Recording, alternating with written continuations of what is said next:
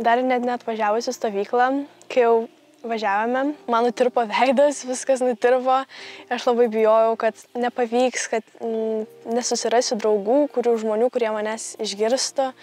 Bet atvažiavusi stovyklą supratau, kad viskas bus gerai, kad aplink mane yra malonų žmonės, kurie mane taip pat supranta, kaip aš noriu būti suprasta. Tarkas, kad nepakeisiu savęs, kad po šitos stovyklos niekas nepasikeis, kad nerasiu kelio gero, kad viskas dar labiau susimaišys. Bet atsitiko atvirkščiai, viskas pasikeitė, viskas tapo lengviau, paprasčiau, aš supratau, ką man reikia daryti. Aš pamačiau, kaip ten tiesiog visi šypsosi mane, ten sveikinasi su manim, kaip aš būčiau kažkoks senas pažįstamas žmogus. Pasijutau laukiama ten. Visos vadovės man davė galimybę atsiverti, pasipasakoti ir visos tos veiklos ir pažintys tiesiog padėjo sustiprėti. Ir pasakyti, aš nesu viena, viskas bus gerai. Jeigu galėčiau kažką savo pasakyti, tai aš apkabinčiau save ir sakyčiau, viskas gerai. Čia yra nuostabi vieta, kuri keičia viską.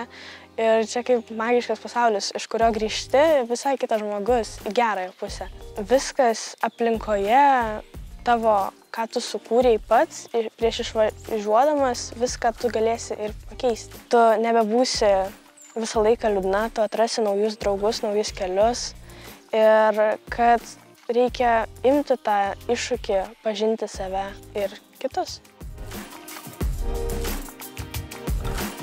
Lūkestis buvo tai, kad aš norėjau pasikeisti, aš norėjau išmokti pasakyti ne kitiem, kurių dalykų aš nenoriu daryti, atstovėti, pasakyti kažką atgal, jeigu kažkas kažką sako man.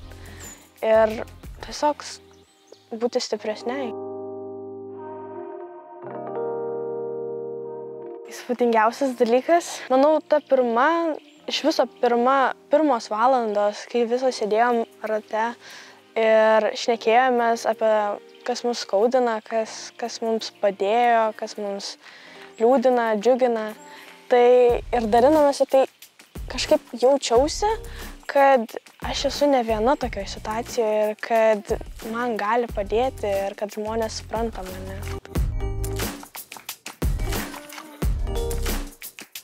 Po stovyklos aš supratau, kad aš turiu progą pasikeisti ir kad jeigu aš sėdėsiu vietoj, aš nieko ir nepasikeis niekas.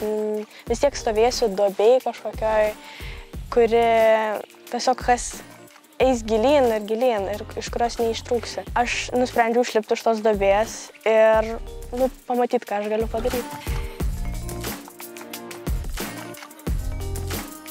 Aš manau, kad išsipasakoti ir atverti save kitiem, nes jeigu aš būsiu užsisklendusi, niekas nesupras manęs. Tai aš turėjau atverti save, pasakyti, kaip aš jaučiuosi, kas mane skaudina ir tada pasižiūrėjus, pamačiau, kad visi mane palaiko ir guodžia ir apkabina. Mane labai įkvėpė Jurgos žodžiai. Jinai man davė iššūkį viskam, ką aš nenoriu ir kai aš turiu galimybę, aš sakysiu ne. Ir aš stengiausi tą daryti ir kažkaip labai padėjo.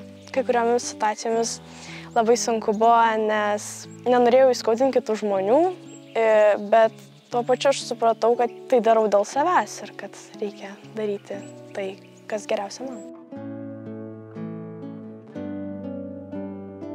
Mes turime grupę Messengerio, mes rašomės. Jos vis tiek nori išgirsti, kaip kuriems sekasi, kad jos nenori prarastos draugystės. Jos dar vis yra įkvėptos dėl stovykloje vykusios veiklos, kad mes visos kartu esame dar kaip šeima, dar vis ruošiamės ir esame išklausančios viena kitos, kad dar galim išklausyti.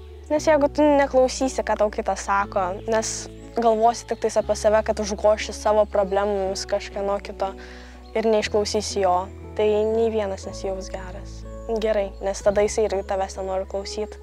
Galvoju, kam čia klausyti, jeigu jis manęs neklauso? O kai abudu pasipasakoji, atsiveri vienas kitam, būna paprasčiau.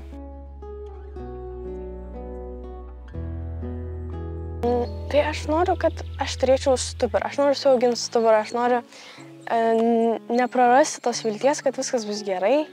atstovėti už save, tiesiog, kad leis išklausyti irgi kitų, kuriems reikia pagalbos, padėti kitiem galimybės. Tiesiog labai norisi.